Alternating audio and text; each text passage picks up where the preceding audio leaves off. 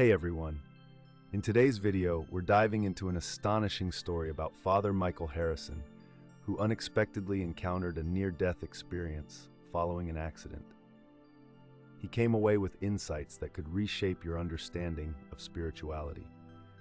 Trust me, you'll want to stick around for this. Before we jump in, I'd love to know where you're tuning in from. Drop your city in the comments. And if you haven't hit that subscribe button yet, now's the perfect time. Go ahead and turn on those notifications so you won't miss any of our upcoming videos. I'm Michael Harrison, and I grew up in a quaint town in Alabama. From my childhood, religion, especially the Catholic faith, has been a significant part of my life. My parents were devoted followers, instilling in me the principles of the church. I always felt a profound connection to God, almost as if I had an inner compass guiding me toward a larger purpose. When I turned 18, it was crystal clear to me I was ready to enter the seminary. It felt like the next logical step in my journey.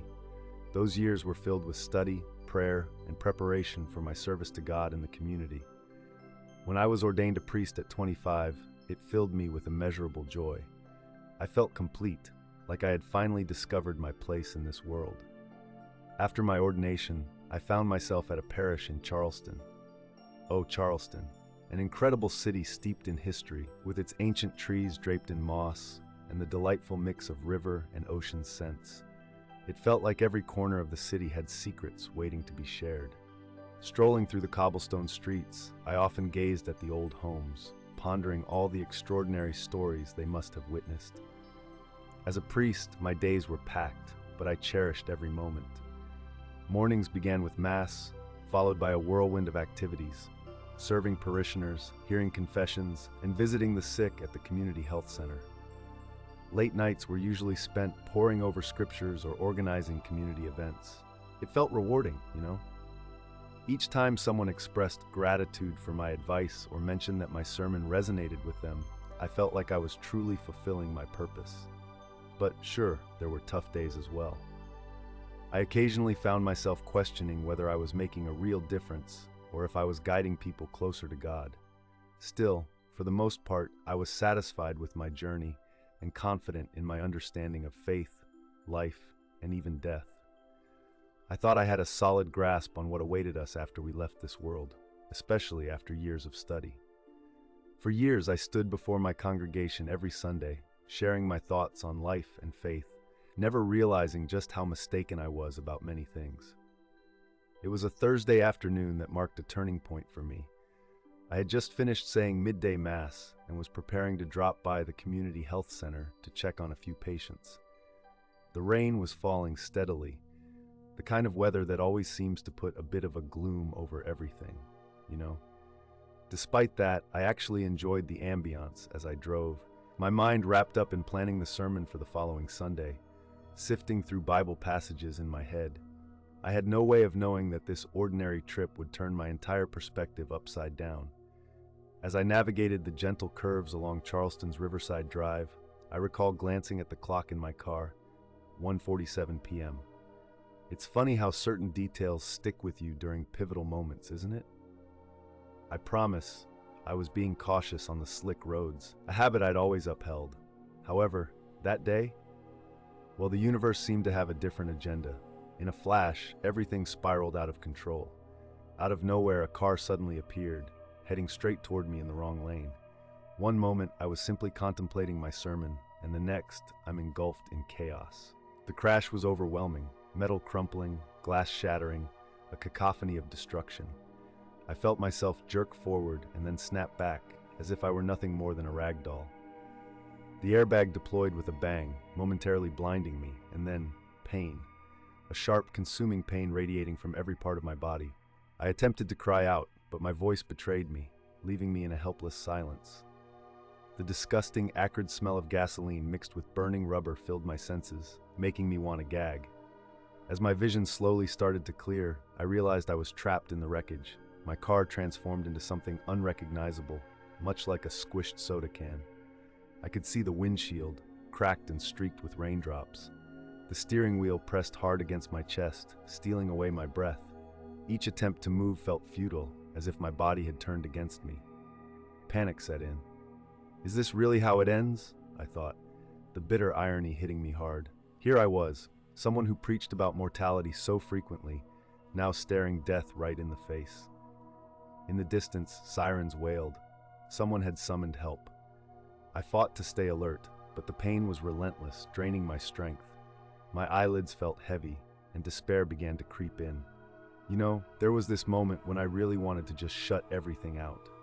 It's hard to explain, but then something kind of remarkable happened. The pain I was feeling started to fade. Not completely, of course, but it felt distant, almost like it belonged to someone else. And next, well, that's when the wild and terrifying part of this whole experience began. I found myself watching my own body from above. Yeah, I know how that sounds. If anyone had told me this story in the past, I would have thought they were just being dramatic or completely losing it. But there I was, floating over the wreck, staring down at myself, lying there without moving. Honestly, it was beyond description. I wasn't weighed down by anything, no pain or discomfort. It was like I had transformed into pure awareness. Everything around me became exceptionally vivid. I could see the wreckage of the car, the people rushing over, the rain pouring down. It was all so much more alive than usual. I tried to scream, to let someone know I was there, but it was as if nobody could hear or see me. I existed, yet I also seemed to vanish. That was when a thought hit me hard. I might be dying, or perhaps I was already gone. The scariest part, I had no idea what lay ahead. As I floated there, watching the chaos below, I started to feel this tug. It was as if something, or someone, was pulling me away. At first, it was just a light sensation, but it intensified. Suddenly, everything around me blurred, and it felt like I was being whisked away at lightning speed. Colors swirled together, and I entered what looked like a tunnel of light. You know those near-death stories people talk about? I always thought they were just fanciful tales, but there I was, experiencing it myself. Inside that tunnel, I couldn't tell if I was in there for just a few seconds or maybe much longer. Time lost all meaning. As I moved further along, I began to hear whispers. They started softly but gradually became clearer. Some of those voices belonged to my parents, childhood friends, even people who had passed on years before. It felt like my life was flashing before me, but not in the usual way. You might say it was more about the echoes of my past. In that surreal space, a wave of reflections hit me regarding my faith.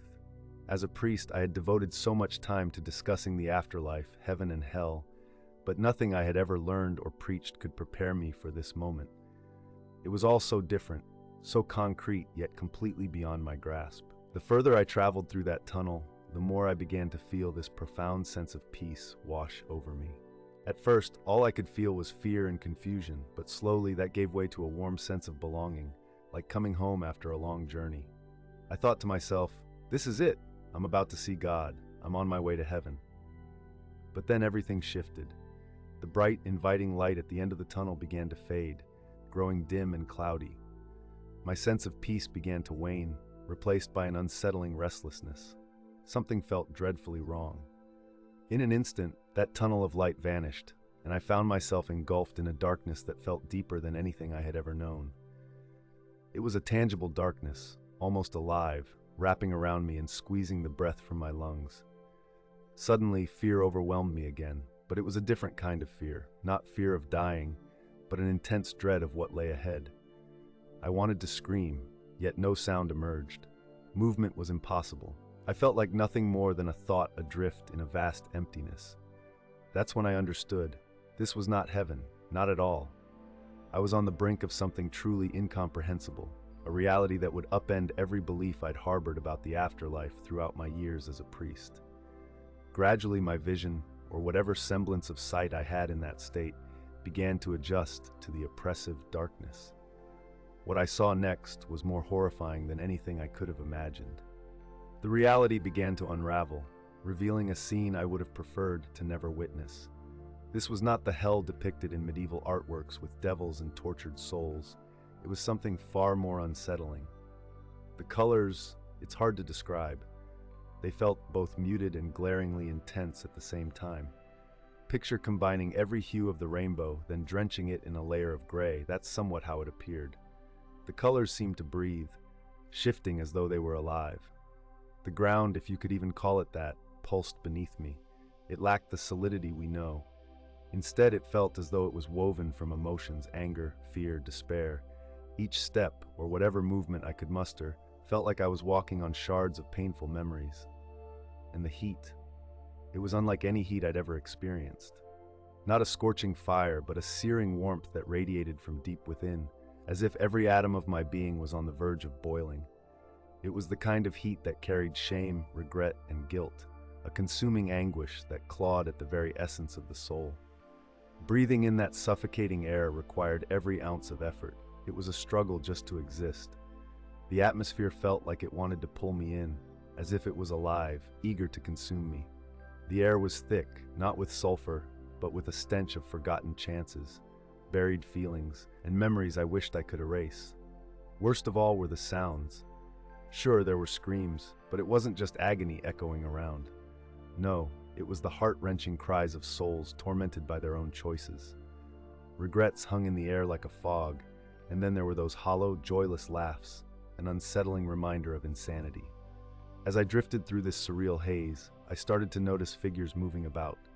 They were lost souls, some shuffling around aimlessly, almost zombie-like, while others knelt in despair, tears streaming down their faces.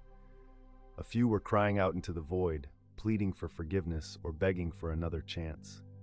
It hit me hard when I recognized some of those faces. People I had looked up to, known for their righteousness. What were they doing in a place like this? Then through the chaos, I spotted a familiar silhouette. It was Father Gabriel, my mentor and someone I had always revered during my time in seminary. Seeing him trapped in such a terrible situation shocked me more than the accident that had brought me here. His eyes, once filled with wisdom and warmth, now seemed hollow. When he spotted me, he shouted, "Michael, it's not too late. You can still change." I stood there, dumbfounded. What did I need to change? What had I even done? He continued, voice laced with sorrow, revealing that the devotion I had always admired was merely a facade. Beneath it, he confessed, lay pride, greed, and hypocrisy. I never truly sought God. I only focused on appearances. Those words hit me hard, like a punch to the stomach. Suddenly, the man I looked up to as a beacon of faith was telling me I was living a lie. I wanted to reject it, to disbelieve him. Yet, as I looked around and took in the suffering souls surrounding me, I began to realize that this torment wasn't punishment from God. It stemmed from our own choices. Just when I thought I might crumble under the weight of it all, something miraculous happened. A bright light pierced through the oppressive darkness, casting everything in an otherworldly glow. It was dazzling, not blinding, but it shone so deeply that I felt it reaching inside me. From this radiant light, a figure began to take shape. Honestly, it was hard to put into words. It had a vaguely human form, yet it felt like so much more, almost like it was pure energy. In that moment, I instinctively knew I was in the presence of an angel. The angel's face was unlike any I'd ever seen. It was Thursday, a day that started like any other, but little did I know it would change everything.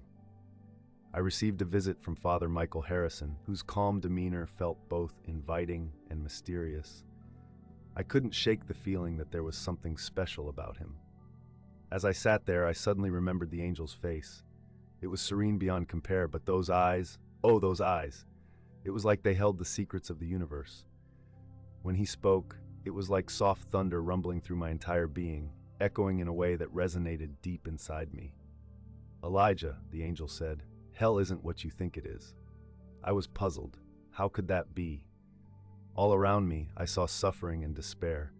A torrent of torment swirled around, and just as I began to voice my confusion, the angel interrupted, his voice rich with understanding. "This place is not merely about physical pain," he explained. "It reveals the true souls of those who inhabit it." As he continued, I felt like I was peeling back layers, seeing the anguish hidden beneath the surface. It dawned on me that many of those who called themselves faithful were still trapped in their own misery. The angel told me that their plight was due to their detachment from God's true love. Those words struck me with an intensity I couldn't ignore. I began to reflect. How often had I prioritized appearances over genuine faith? How many times had I misjudged someone based just on what I saw? The angel sensed my turmoil and softened his tone. "Elijah, your path here has meaning," he said kindly. "Recognize that the essence of faith lies not in rituals or strict adherence to rules, but in having a sincere heart." Suddenly, I felt so small, reflecting on my years as a priest and the sermons I had delivered. Had I truly grasped the essence of faith? "Come back," the angel encouraged. "Your time on earth isn't finished yet." Just as I tried to gather my thoughts, a brilliant light enveloped me, unlike anything I had felt before. It washed over me, purifying and renewing every part of my being. A profound peace settled within me, one I had never known. But then, just like that, it all shifted. The darkness receded, the screams faded, and the angel vanished. I felt a powerful pull, as though I were being drawn back against my will. Pain took over next. I was jolted awake, overwhelmed by sensations. I opened my eyes to a disorienting world filled with beeping machines and the potent smell of disinfectant. I had returned. The sterile, fluorescent lights buzzed above, too bright and blaring, and the sounds around me were almost deafening. My voice faltered, caught in a dry throat, as I struggled to piece together what had just happened. It was a Thursday when I regained consciousness. A nurse, noticing I was awake, quickly summoned the doctor. Their expressions shifted from surprise to relief upon seeing me stir. Later, I would learn that I had been lost to them for nearly 2 weeks, caught in a coma. For the medical team, those days were filled with uncertainty, ever questioning whether I'd emerge from that dark void. For me, though, it felt like I had been wandering in an entirely different realm for an eternity. The following days morphed into a haze of physical evaluations, doctor appointments, and rehabilitation. My body bore the harsh consequences of an accident: broken ribs, a fractured leg, bruising that seemed to cover every inch of me. The road to recovery promised to be long and painful, yet strangely enough, it wasn't the physical agony that troubled me the most. It was the chaos in my mind, a lingering sense that something profound had shifted within me. How could I possibly articulate my experience? How could I return to my duties as a priest after what I had seen? Visitors poured in during my recovery, friends and parishioners bringing flowers and cards filled with comforting words. I put on a smile for them, feeling gratitude wash over me. But inside, I was tangled in turmoil. Each time someone expressed their relief with statements like, "Thank God you survived," or "What a miracle," I felt an uncomfortable tightness grip my chest. They were blissfully unaware of the darkness I had encountered. My bishop also made a visit. He spoke warmly about the community uniting in prayer for my healing and expressed their eagerness for my return to the pulpit. Yet amidst his words, my thoughts strayed to Father Fabrizio and the haunting visions of souls I had witnessed in despair. How could I stand before my congregation again, preaching the same messages after those experiences? Nights in the hospital were especially difficult. Alone in the dim room, I often found myself in tears, confronting confusion, fear, and at times relief. There were moments when I woke up screaming, reliving the harrowing scenes I had seen, prompting the nurses to rush in, alarmed and concerned for my well-being. How could they understand that the pain cutting through me was a torment of the soul? As weeks unfolded, the day finally arrived for me to leave the hospital. Returning home felt surreal. My small apartment, which was attached to the church, greeted me as if I were a stranger. Everything had transformed. Objects that once brought solace now felt hollow, mere relics stripped of their meaning. I spent countless days slumped in my armchair, gazing out the window, desperately seeking to grasp what had happened to me. It was an intense period of contemplation, a reckoning with my beliefs in light of my haunting experiences.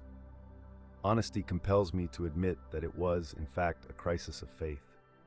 Yet slowly, gradually, I began to uncover a new perspective. The words of an angel lingered in my mind. The genuine essence of faith isn't bound by empty rituals or rigid adherence to religious laws. It lies within a heart that is pure and sincere. I think maybe my purpose now is about guiding others toward a more genuine and heartfelt faith. When I finally found the courage to step back into the church, it hit me that everything had shifted, I had changed, and so would my approach to ministry.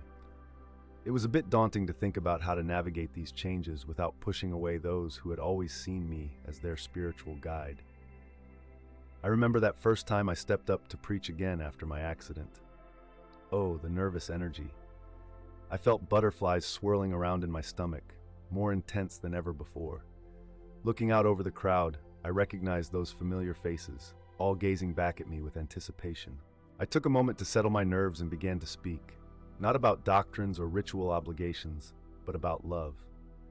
Love that is sincere, love that genuinely seeks God, stemming from the heart, instead of simply adhering to outward expressions or traditions. This marked the start of a transformative journey for both me and my ministry, filled with hurdles, questions, yet also a profound revelation of what faith truly means. As the weeks rolled by after I returned to my parish, it became clear that my way of preaching had to shift. The messages that flowed from me began to sound different. I moved away from rigid rules and the necessity of following rituals exactly as prescribed.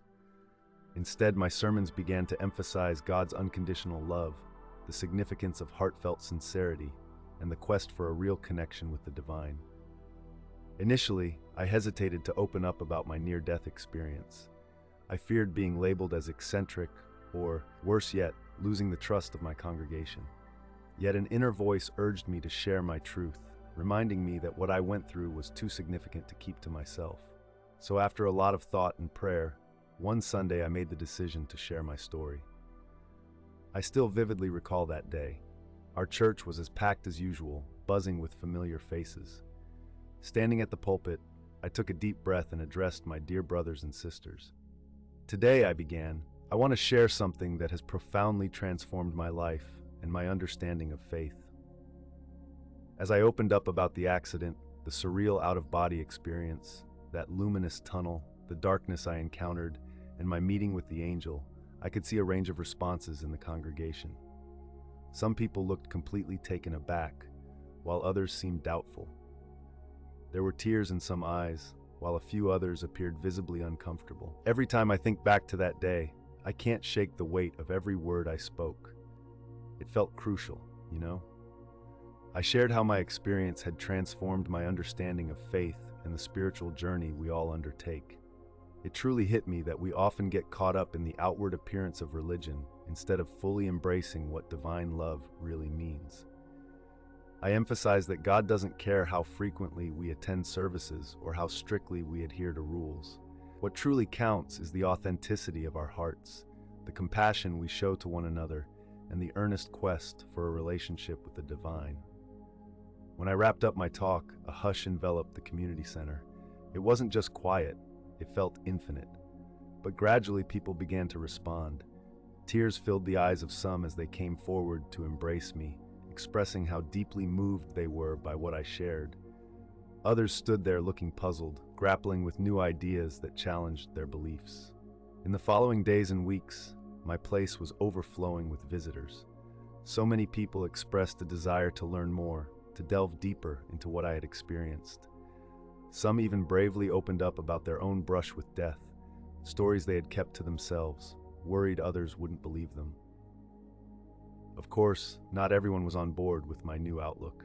I caught wind of murmurs among some of the more traditional attendees, with a few suggesting I had lost my grip on reality after the accident. A handful even chose to leave the community, branding my fresh ideas as dangerous or even heretical. Yet, for every person who turned away, it felt like twice as many were drawn in. Individuals who had previously felt alienated in church, those who found the rigidity of the old ways unwelcoming. Suddenly, my words struck a chord with them. So, I initiated discussion groups where anyone could come and freely voice their concerns, fears, and spiritual experiences without the pressure of being judged. Those gatherings became cherished opportunities to connect and grow together. It was unbelievable how my near-death experience turned not just my perspective, but also the hearts of many around me.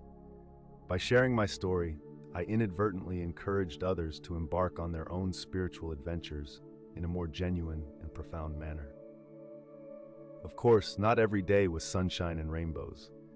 There were moments when the memories of what I encountered on the other side crept back in. Occasionally, I'd wake up in a panic, drenched in sweat, reliving those harrowing visions. But no matter how vivid those memories were, I reminded myself of the angel's words, the warmth of the light, and took solace in that. I began to understand that my purpose had expanded beyond mere preaching or shepherding a congregation. It was now about supporting others on their spiritual journeys too. After my near-death experience, which was quite a journey, I noticed a profound shift, not just within myself, but also in how I approached my work as a priest. Instead of viewing my role as a strict guardian of church doctrine, I began to see myself as a fellow traveler, navigating the ups and downs of the spiritual journey alongside my congregation. This fresh perspective really changed how I led services and connected with people. For instance, during Mass, I transformed what used to be a monologue into more of a conversation. I started to invite dialogue, tossing out questions that encouraged everyone to share their own insights and experiences. Suddenly, instead of just listening to a long sermon, people were engaged.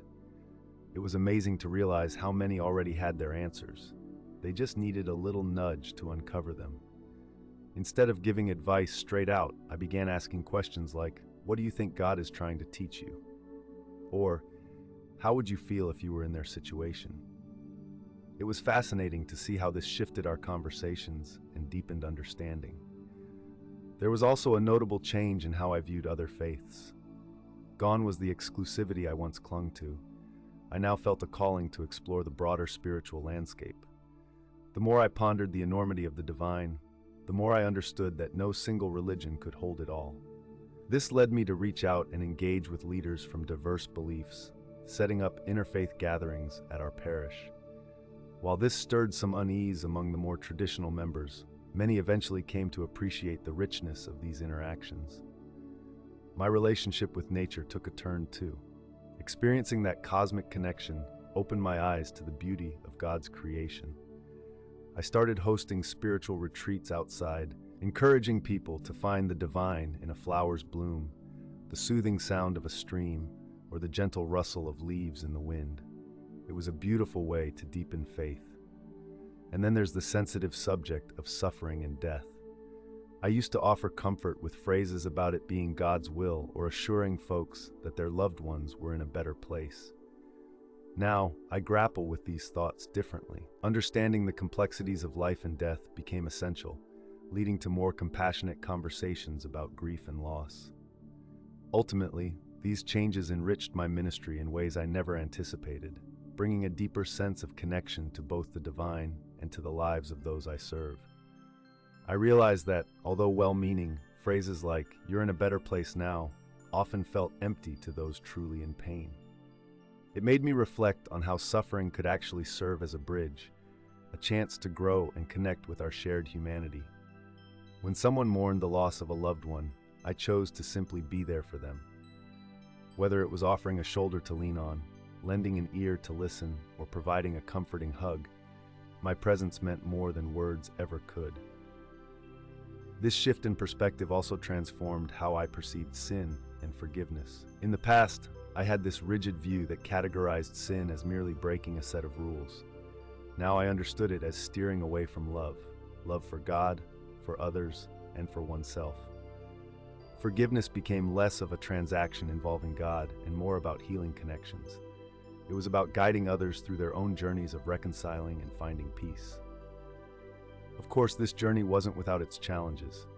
There were definitely moments when I questioned everything. I wondered if my near-death experience was just a figment of my imagination, perhaps a side effect of the trauma. In my darker moments, I reminded myself of the clarity and intensity of those experiences and found the resolve to push forward. I also encountered pushback from certain circles within the church.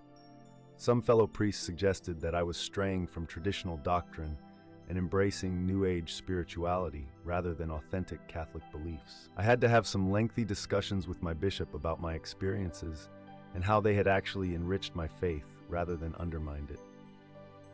Thankfully, my bishop was open-minded.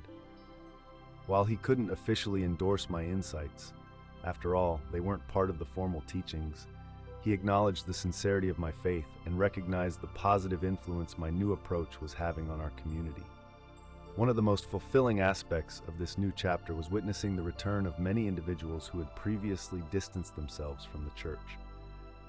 People who once felt judged or marginalized found a sense of belonging and unconditional love within our community. This included divorced couples, members of the LGBTQ+ community, and people of various faiths. Everyone was welcomed and respected. Before long, I started receiving invitations to share my story at different parishes, retreats, and even conferences. Each time I spoke, it was incredible to see how my journey resonated with others. Many approached me afterward, sharing their own spiritual experiences that they had hesitated to disclose before. As the months rolled on, I felt a deep affirmation that this conversation about love and acceptance was essential. As the years rolled by, it became clear to me that what I once thought was a final chapter in my journey was actually just the opening of a new one. Each day brought its own set of challenges and insights, constantly pushing me toward personal growth. I didn't have it all figured out. If anything, the more I uncovered, the more I realized just how much lay ahead of me. But one truth stood firm. My experience had deepened my faith in ways I never thought possible. It was more vibrant and alive than I could have ever envisioned. Now, I felt called to share this vibrant faith with everyone I met. Over time, I also started to see that the effect of what I went through extended well beyond myself and my local church. It was like tossing a pebble into a pond. The ripples reached far and wide, impacting lives in unexpected ways. In our community, the transformation was noticeable. Our church, once regarded as somewhat cold and uninviting, had evolved into a haven of warmth and acceptance. No matter who they were or where they came from, people of all ages started to feel welcome to simply come in, even if it was just to sit quietly for a moment. One of the most intriguing developments was the establishment of a support group for those who had faced near-death experiences or other powerful spiritual moments. It began modestly with a handful of individuals gathering in the parish room once a month. But before long, our little group attracted people from neighboring towns. I was blown away by the incredible stories shared there. A man who flatlined during heart surgery, returning with a heightened awareness of our shared existence. A woman who, in a moment of crisis, envisioned her late grandmother and received a life-altering message of peace. And a teenager who had an out-of-body experience during a life-threatening illness, awakening to new insights about life and death. What hit me hard about these stories wasn't just their remarkable nature, it was how they had fundamentally transformed those who lived them. Many expressed newfound gratitude for life, a richer sense of purpose, and a broader understanding of love and compassion. The meetings also provided a comfortable space for people to voice their fears and uncertainties. Many had hesitated to talk about their experiences with friends or family, worried they would be dismissed as delusional or heretical. In our group, however, they found genuine empathy and acceptance. In addition to this group, our parish also started to offer workshops and discussion sessions that opened the door for even more meaningful exchanges. It's pretty incredible how my work in Alabama managed to spark a whole new conversation about spirituality. We kicked things off with meditation classes and workshops focused on inner healing, then we took it a step further with silent retreats. One initiative I particularly loved was our community gardening program. Many of us started to view gardening not just as a chore, but as a way to connect deeply with God's creation. As we got into this groove, the vibe started radiating beyond our little group. I found myself being invited to speak at various churches, not just Catholic ones, but a mix of different denominations. I even ended up on panels at conferences that blended spirituality and science. Those events brought together doctors, psychologists, and researchers who were all curious about near-death experiences. One of the highlights was addressing a diverse crowd at a local university. The room buzzed with theology students, as well as those studying medicine and philosophy. The discussions that emerged were some of the most engaging I've ever been a part of. Of course, not everyone was on board with what I was sharing. I received my fair share of criticism, letters from individuals calling my ideas heretical and claiming I was steering people away from true faith. Some conservative blogs even labeled me as a New Age priest and called for me to be removed from my ministry. Yet, amidst all the negative feedback, there were so many supportive voices. I was flooded with messages from people expressing how my testimony reignited their faith or helped them understand their own spiritual journeys. The media also started taking an interest in my story. I found myself being interviewed by local newspapers, and eventually national outlets caught wind of what I was doing. It wasn't long before I was featured on radio shows and even in some TV documentaries discussing near-death experiences. During these public talks, I always kept my focus on the heart of the message: love, compassion, and a genuine quest for a divine connection. As my journey became more public, letters and emails poured in from individuals across the country and even overseas. They shared their own spiritual stories and posed some deep questions about life and what lies beyond. I made it a point to reply to everyone, stressing that I didn't have all the answers. My experience was my own, and it was crucial for each person to find their unique path. What truly warmed my heart was witnessing how my experience opened the door for a broader conversation about spirituality and faith. People who had previously felt hesitant to discuss their own spiritual experiences now seemed emboldened to share their thoughts and stories. It was lovely to see such openness emerging among those who had been seeking it. In the years that followed my remarkable experience, I found myself forging connections between individuals from various walks of life. It became clear to me that what I had faced was not merely an incident, but rather a calling, a mission to guide others in delving into their own spirituality. I wanted to help people embrace the mystery and awe of the divine. Reflecting on that pivotal day of the accident, my heart swells with gratitude. I'm thankful for the second chance that was gifted to me, for the vision I received, and for the chance to share that insight with others. My path still lies ahead, but it now carries a sense of purpose that I never thought possible, and a faith that runs deeper than I could have imagined. As I wrap up this account, I grapple with how to fully convey the profound influence my near-death experience had, not just on my own journey, but on countless others. It's akin to trying to explain a rainbow to someone who's never seen colors. Nevertheless, I'll do my best to outline some invaluable lessons learned. To start with, life is brimming with mysteries and marvels beyond anything we ever comprehended.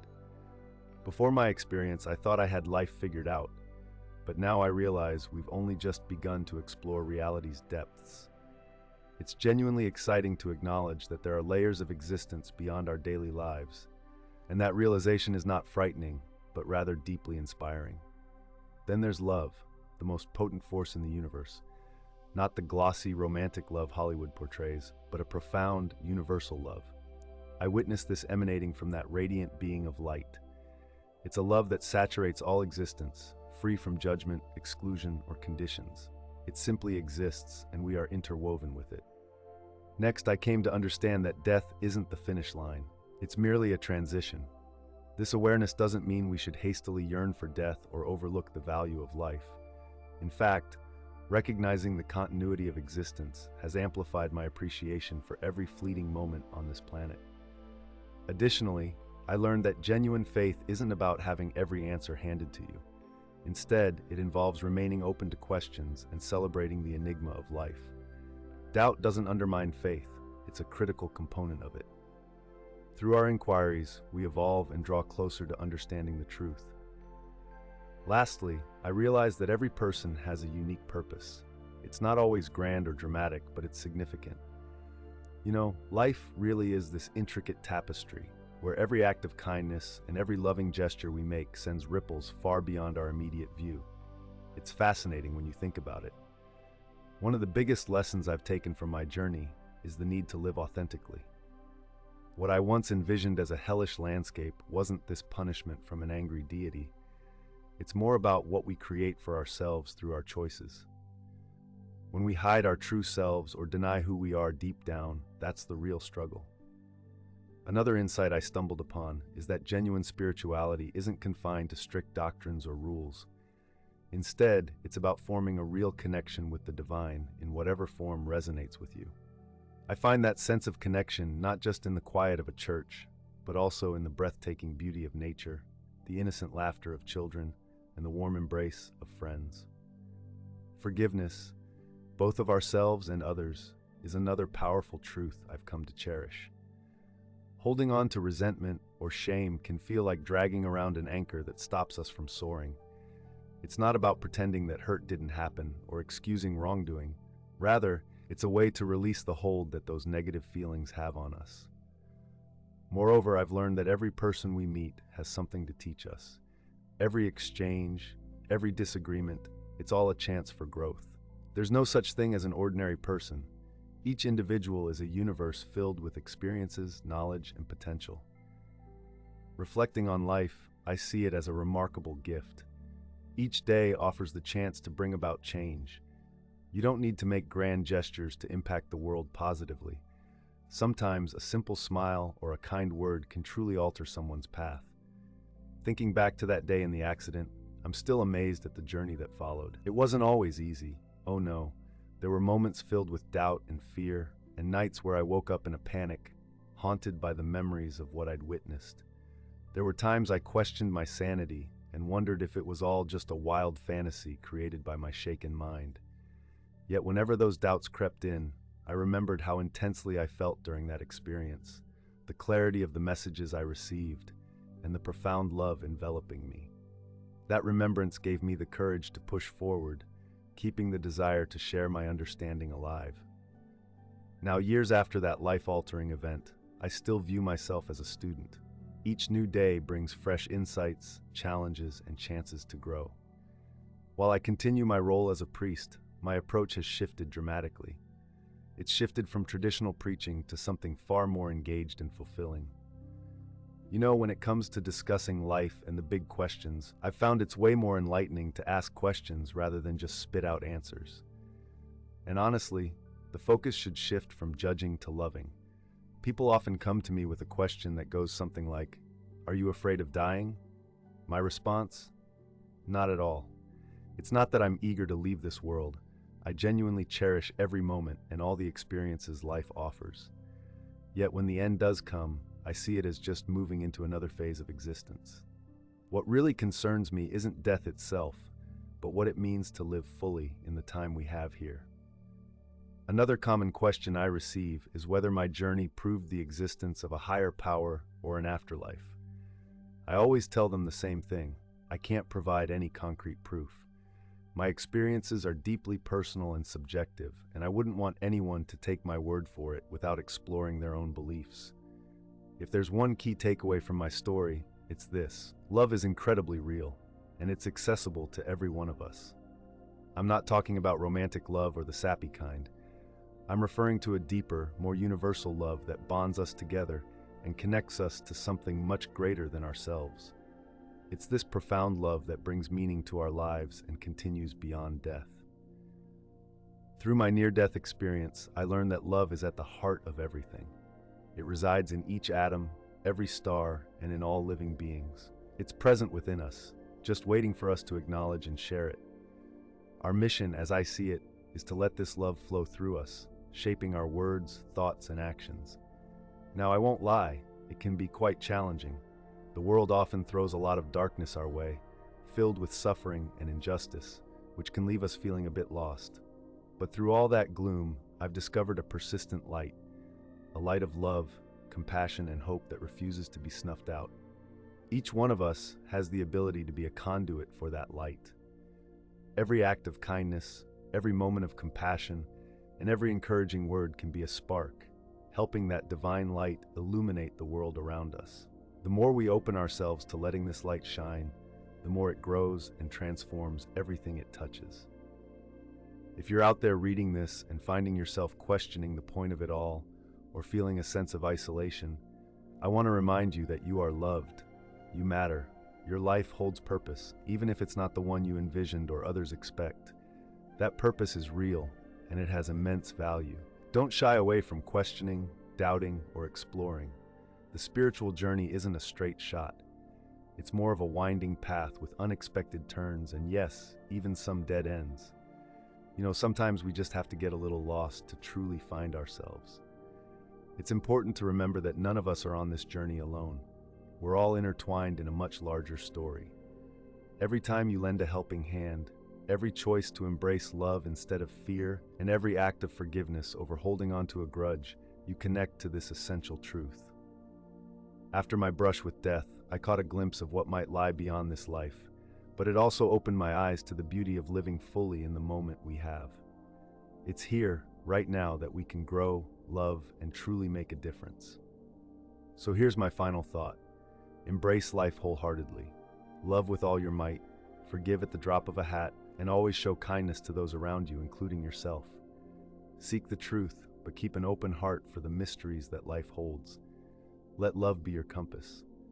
In the end, that's what I found it's all about. Love. Simple, pure, and infinite love. As I share my story, I want you to know this isn't really an ending. Rather, it's a continuation. Each day brings fresh discoveries and new challenges, along with moments of wonder.